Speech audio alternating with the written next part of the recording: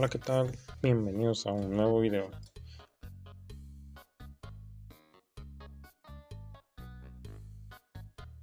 Universidad Mariano Galvez, presentando un video del curso de redes de computadoras 1.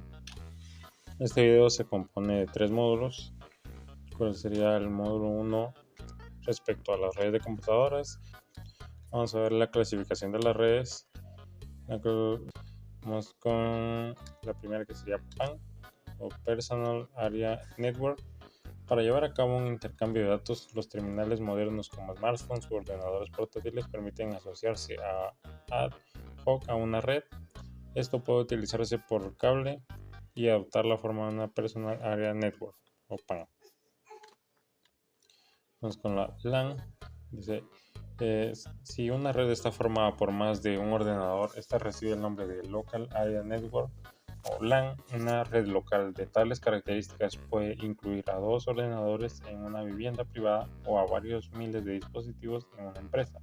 Asimismo, las redes de instituciones públicas como administradores, colegios, etc. también son redes LAN. Tenemos un diagrama de una red LAN. Vamos con la siguiente, la red MAN o Metropolitan Area Network.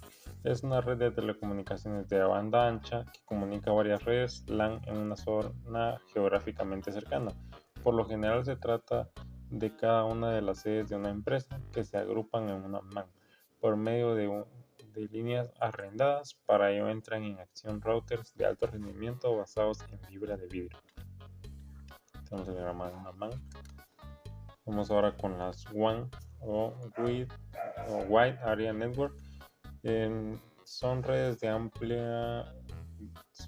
área amplia, se extienden por zonas geográficas como países o continentes.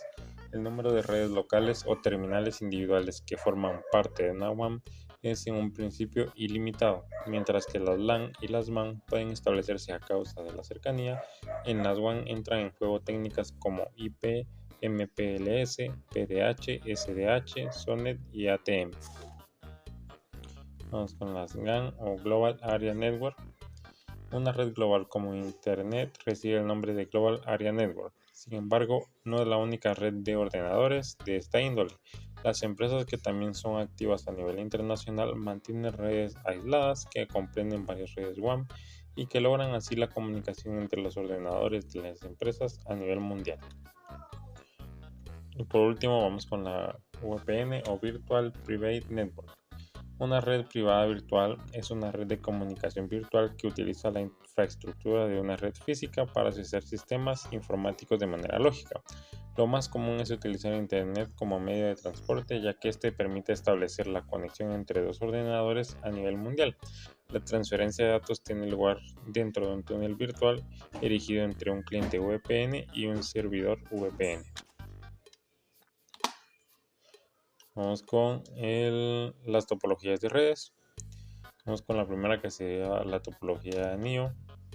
Es un tipo de topología de red simple en donde las estaciones de trabajo se encuentran conectadas entre sí en forma de un anillo. Forman un círculo entre ellas. La información viaja en un solo sentido, por lo tanto, si un nodo deja de funcionar, se cae la red. Vamos con la topología de árbol. Es una de las más sencillas, como su nombre lo indica. Las conexiones entre los nodos están dispuestas en forma de árbol con una punta y una base. Si un nodo falla, no se presentan problemas entre los nodos subsiguientes. Cuenta con un cable principal llamado backbone que lleva la comunicación a todos los nodos de la red. Red de bus o topología de bus, ¿no? Se basa en un cable central, el cual lleva la información a todas las computadoras de la red en forma de ramificaciones, de modo que la información viaja de manera secuencial hacia los nodos de la red. Representa una desventaja su distribución secuencial de datos, por lo que si se interrumpe el cable central, la red queda inutilizada. Topología de estrella.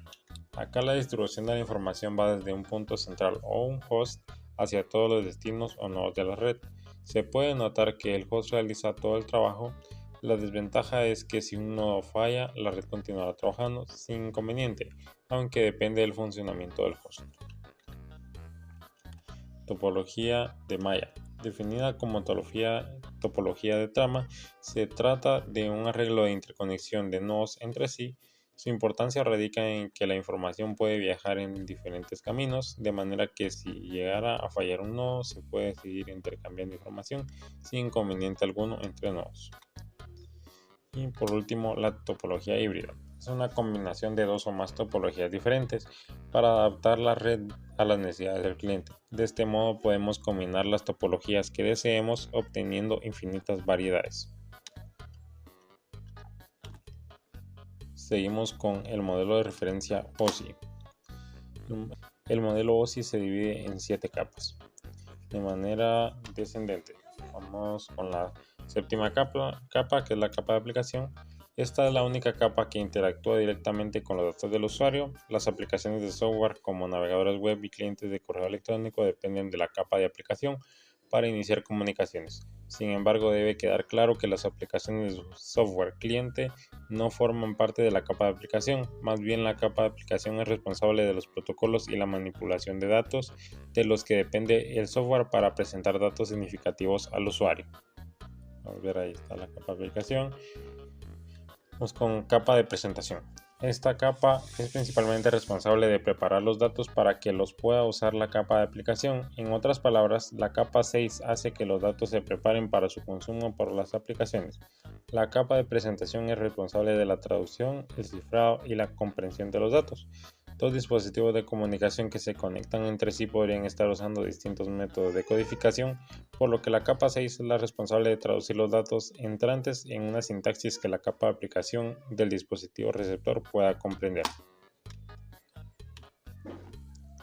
Capa 5, capa de sesión. La capa de sesión es la responsable de la apertura y cierre de comunicaciones entre dos dispositivos. Ese tiempo que transcurre entre la apertura de la comunicación y el cierre de esta se conoce como sesión. La capa de sesión garantiza que la sesión permanezca abierta el tiempo suficiente como para transferir todos los datos que se estén intercambiando. Tras esto cerrará sin demora la sesión para evitar desperdicio de recursos. Capa de transporte.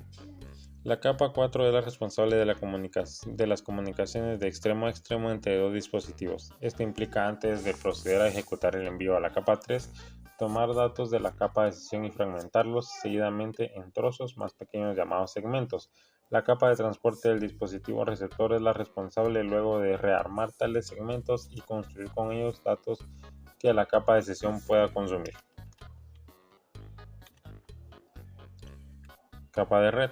La capa de red es la responsable de posibilitar las transferencias de datos entre dos redes diferentes. Si los dos dispositivos que se comunican están en la misma red, entonces no habrá falta de esta capa de red.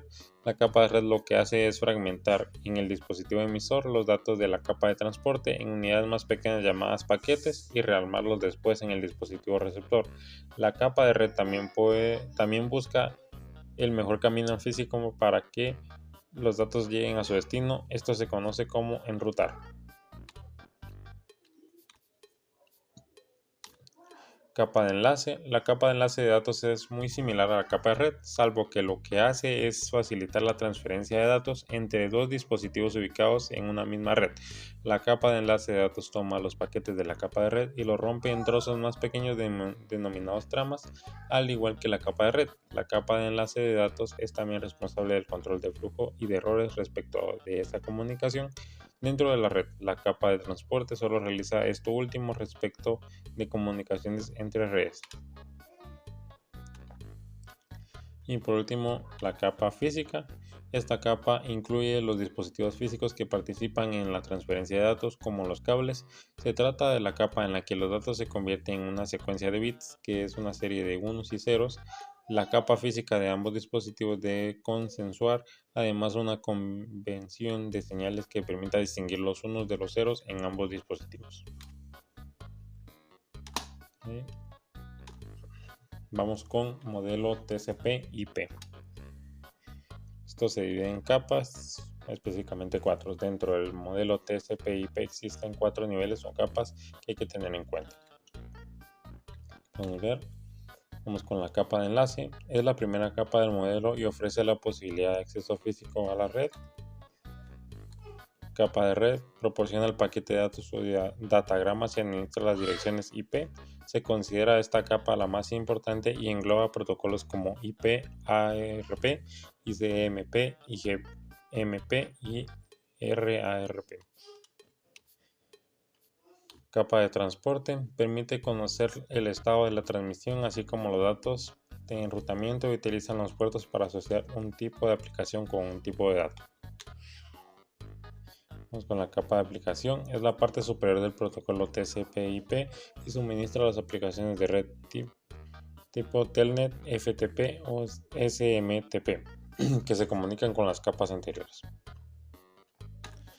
Con esto se finaliza el módulo número 1. Vamos a continuar con el módulo 2, que sería el de transmisión de datos. Vamos con los medios de transmisión guiados. Vamos primero con cable coaxial. Está conformado por un conductor central cubierto por una capa conductora cilíndrica.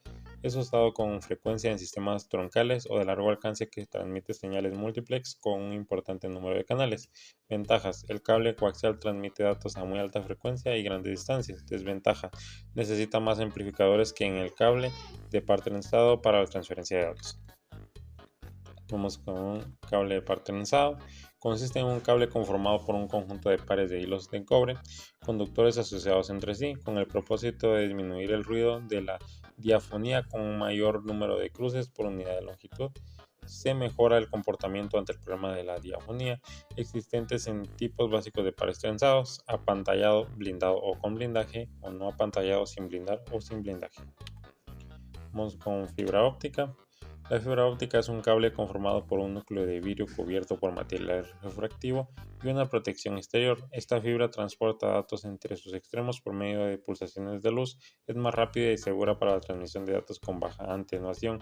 Permite un gran ancho de banda y cubre largas distancias. Ventajas: la seguridad, ya que es muy difícil interceptar este cable e intervenir la señal. La velocidad es hasta 1 gigabit por segundo. Desventaja es el costo por metro de este cable. Vamos con los medios no guiados. Vamos primero con ondas de radio. Las ondas de radio permiten la transmisión de información análoga como en radio y televisión. También es muy usado para transmitir datos digitales. Este medio admite la transmisión a largas distancias usando como canal de transporte del aire, llegando a muchos lugares. Vamos con microondas. Los microondas son ondas de radio pero con mayor frecuencia, por lo tanto tienden a viajar en línea recta. Por esto, las antenas de transmisión y recepción deben estar alineadas sin obstáculos. Este tipo de transmisión de datos se usa generalmente para cubrir distancias globales por medio de satélites geoestacionarios. Vamos con luz infrarroja. Funciona de forma similar que las microondas. Las señales infrarrojas viajan en línea recta, por lo tanto el transmisor y el receptor deben estar alineados y sin obstáculos. Se usa principalmente en redes locales de corta distancia debido a la dificultad que supone alinear los haces de luz. Vamos con cableado estructurado. Son elementos de cableado estructurado. Cableado horizontal. Se refiere al cableado sistema de distribución que corre horizontalmente entre el techo y el suelo, de ahí su nombre. Se compone de dos elementos básicos: rutas y espacios horizontales, que se encargan de, además de distribuir y soportar el cableado horizontal, conectar el hardware entre la salida del área de trabajo y el cuarto de telecomunicaciones, según se define en la norma EIA/TIA 568. Este cableado contiene el mayor número de cables individuales de toda la instalación. Vamos con cableado vertical. También conocido como backbone o cableado troncal, proporciona las interconexiones entre de entrada y servicios del edificio, cuartos de equipos y cuartos de telecomunicaciones. Este cableado es el encargado de realizar la conexión vertical entre los diferentes pisos de un edificio, estableciendo los medios de transmisión, puntos principales e intermedios de conexión cruzada y terminaciones mecánicas necesarias. La norma EIA/TIA 568 prevé la necesidad de ubicar la transmisión de cableado vertical a horizontal en habitaciones independientes llamadas armarios de telecomunicaciones, al menos una por piso. Vamos con cuarto de comunicaciones. Se conoce así a la sala en la que se alojan y centralizan todos los elementos que componen el sistema de telecomunicaciones: los cables, accesorios de conexión, dispositivos de protección y demás equipos necesarios para conectar el edificio a los servicios externos. Estos cuartos se deben diseñar de acuerdo a la norma EIA/TIA 569. Vamos ahora con dispositivos de red. Los dispositivos de red son los equipos físicos necesarios para la interacción y comunicación del hardware de una red informática. Se utilizan para conectar un ordenador y otros dispositivos para que puedan compartir archivos y recursos. Cada dispositivo cuenta con características de alcance por separado que varían de acuerdo a los escenarios y requisitos de la red. Vamos por último con subnetting. El subnetting o subneteo es la técnica de subdividir una gran red de IP física en varias redes lógicas más pequeñas, de forma que cada una de estas subnets funcionen como una red individual al respecto a envíos y recepción de paquetes, aunque sigan perteneciendo a una misma red principal y a un mismo dominio. Este proceso debe ser realizado cuidadosamente para así no desaprovechar direcciones IPv4. Para la realización de esta técnica se establece como dirección única al router que hace la conexión entre red e internet. Sin embargo, pueden existir varios hosts ocultos, por lo que el número de hosts que quedan disponibles para el administrador aumentará de forma considerable.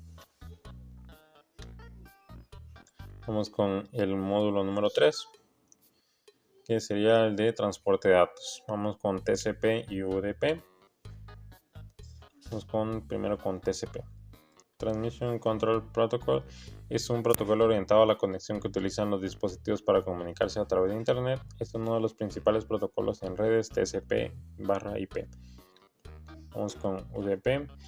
User Datagram Protocol es un protocolo sin conexión. Sin embargo, a diferencia de TCP, no garantiza la entrega de datos ni verifica los errores. UDP envía continuamente datos al destinatario sin comprobar que éste los reciba. Vamos con DNS, DHCP, HTTP y HTTPS. Vamos primero con DNS. DNS, el sistema de nombres de dominio, es el directorio telefónico de Internet. Las personas acceden a la información en línea a través de los nombres de dominio como ninetimes.com o espn.com. Los navegadores web interactúan mediante direcciones de protocolo de Internet IP. El DNS traduce los nombres de dominio a direcciones IP para que los navegadores puedan cargar los recursos de Internet. Vamos con DHCP, El DHCP es una extensión del protocolo Bootstrap o Boot, desarrollado en 1985 para conectar dispositivos como terminales y estaciones de trabajo sin disco duro como un boot server, del cual reciben su sistema operativo. El DHCP se desarrolló como solución para redes de gran envergadura y ordenadores portátiles, y por ello complementa al BootTP. Entre otras cosas por su capacidad para asignar automáticamente direcciones de red reutilizables y por la existencia de posibilidades de configuración adicionales. Vamos con HTTP. El HTTP del inglés Hypertext Transfer Protocol o protocolo de transferencia de hipertextos es el protocolo de transmisión de información de la World Wide Web, es decir, el código que se establece para que el computador solicitante y el que contiene la información solicitada puedan hablar un mismo idioma a la hora de transmitir información por la red. HTTPS, protocolo de transferencia de hipertexto seguro. Es una versión segura del protocolo HTTP que utiliza el SSL y el TLS, protocolo para cifrado y autenticación. HTTPS está especificado por RFC 2818 mayo de 2000 y utiliza el puerto 443 de forma predeterminada en lugar del puerto 80 de HTTP. Vamos con SMTP, POP3, IMPA, FTP, TFTP. Vamos con SMTP. Simple Mail Transfer Protocol, por sus siglas en inglés, es un protocolo o conjunto de reglas de comunicación que utilizan los servidores de correo electrónico para enviar y recibir email. POP3 es un protocolo antiguo que originalmente se diseñó para usarse en un solo equipo, a diferencia de los protocolos modernos que usan la sincronización bidireccional. POP3 solo admite la sincronización de correo unidireccional, lo que solo permite a los usuarios descargar correos electrónicos desde un servidor a un cliente. Por este problema, las cuentas POP3 carecen de la mayoría de las funciones básicas que pueden encontrarse en servicios más modernos. Vamos con IMAP, un protocolo de acceso a mensajes de Internet. con cuentas IMAP. Los mensajes se almacenan en un servidor remoto. Los usuarios pueden iniciar sesión en varios clientes de correo electrónico, en equipos o dispositivos móviles y leer los mismos mensajes. Todos los cambios realizados en el buzón se sincronizarán en varios dispositivos y los mensajes solo se quitarán del servidor si el usuario elimina el correo electrónico. Vamos con FTP. Las siglas de FTP significan File Transfer Protocol, que se traduce como protocolo de transferencia de archivos. Como su nombre indica, se trata de un protocolo que permite transferir archivos directamente de un dispositivo a otro. Actualmente es un protocolo que poco a poco va abandonándose, pero ha estado vigente más de 50 años. Este protocolo funciona entre ordenadores que estén conectados a una red TCP, que significa Transmission Control Protocol o protocolo de control de transmisión. Este protocolo TCP da soporte a muchas tecnologías, entre ellas a Internet. Para que te hagas la idea, la familia de protocolos que forman Internet se llama TCP/IP. Vamos con TFTP. Son las siglas de Trivial File Transfer Protocol. El protocolo TFTP puede utilizarse para transferir archivos a través de redes y entre ordenadores. TFTP es una forma más sencilla de transferir archivos comparado con FTP y SFTP. El protocolo TFTP no suele utilizarse para transferir archivos a través de Internet, ya que no es tan seguro como FTP y SFTP. En su lugar, TFTP debería utilizarse para transferir archivos dentro de tu red de área local para garantizar que tus archivos estén protegidos. Ahora vamos con redes inalámbricas. Vamos con área de alcance. Se clasifican de modo similar a las redes alámbricas. WPAN, siglas Wireless Personal Area Network, red inalámbrica de área personal. Tiene un rango máximo de 10 metros, por lo que sirve para uno o dos usuarios máximo que se encuentren juntos. Este tipo de tecnologías incluye el Bluetooth, Zigbee, etc. El WLAN, siglas de Wireless Local Area Network, red inalámbrica de área local, es el estándar de comunicaciones en la que se basan las tecnologías Wi-Fi, capaces de alcanzar una distancia mucho mayor en base a repetidoras, interconectando diversos tipos de aparatos mediante ondas de radio. WMAN, siglas de Wireless Metropolitan Area Network, red inalámbrica de área metropolitana, redes de mucho mayor alcance capaces de cubrir hasta 20 kilómetros.